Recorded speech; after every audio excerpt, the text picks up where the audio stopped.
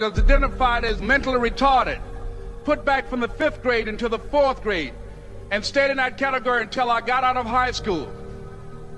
I don't have any college training, but I met a high school teacher who one day changed my life. I was waiting on another student, and when he came in, he said to me, "Young man, go to the board and write what I'm about to tell you." And I said, I can't do that, sir. He said, "Why not?" I said, "I'm not one of your students." He said, "It doesn't matter. Follow my directions now." I said, "I can't do that, sir." He said, "Why not?" I said, "Because I'm educable mentally retarded." And he came from behind his desk and he looked at me. He said, "Don't ever say that again.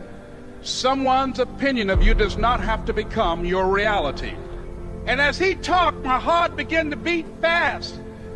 Tears began to run down my eyes, and I was in the back just listening to him, because the speech he was giving, that speech was for me.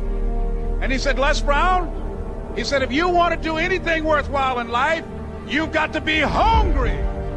I told Mr. Washington I wanted to become a disc jockey. And so I started working to develop myself. He said, "I want you to practice every day being a disc jockey." I said, "But I don't have any job now." He said, "It doesn't matter." He said that it's better to be prepared for an opportunity and not have one than to have an opportunity and not be prepared. And as I was working to develop myself, I applied for a job as a disc jockey, WMB, on Miami Beach. I went to a guy named Milton Butterball.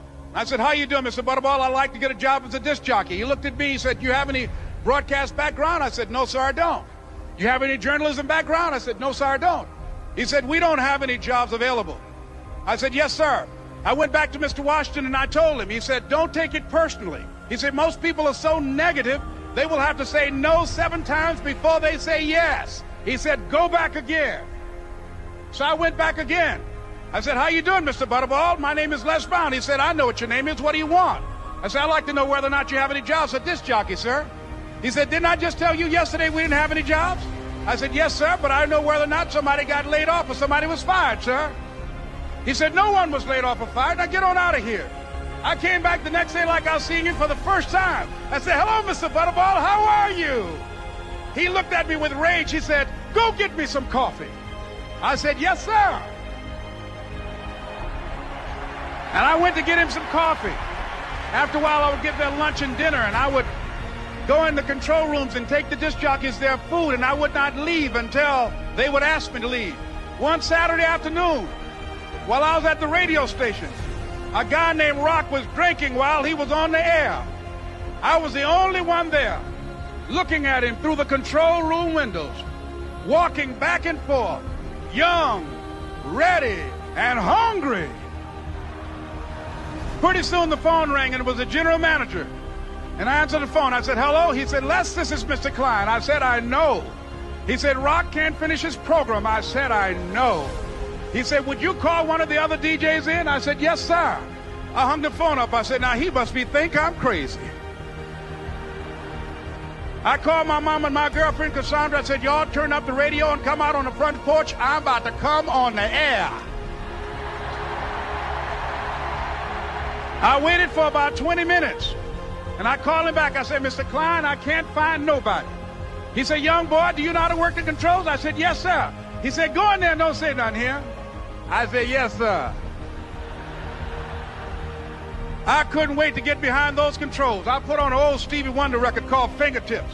I sat down behind that turntable. I said, "Look out, this is me, LB Triple P, Les Brown, your platter playing papa. There were none before me, and there will be none after me. Therefore, that makes me the one and only. Young and single and love to mingle, certified, bona fide, indubitably qualified to bring you satisfaction, a whole lot of action. Look out, baby, I'm your love man." I was hungry. I was hungry. You got to be hungry. Begin to know that you have greatness within you.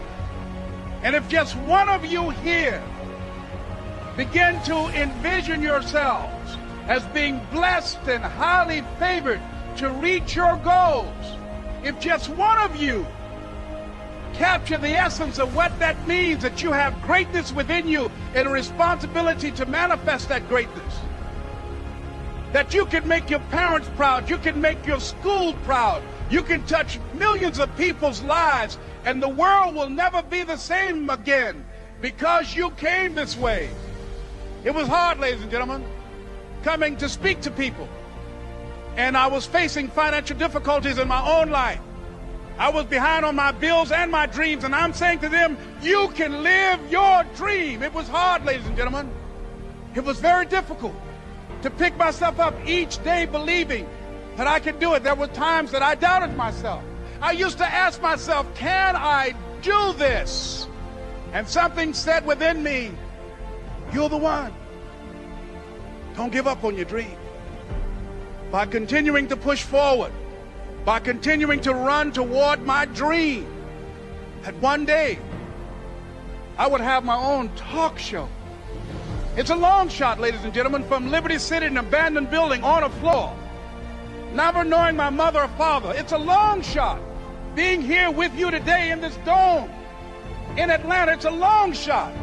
No college training, labeled educable, mentally retarded, but I kept running toward my dream. Don't stop. Don't stop running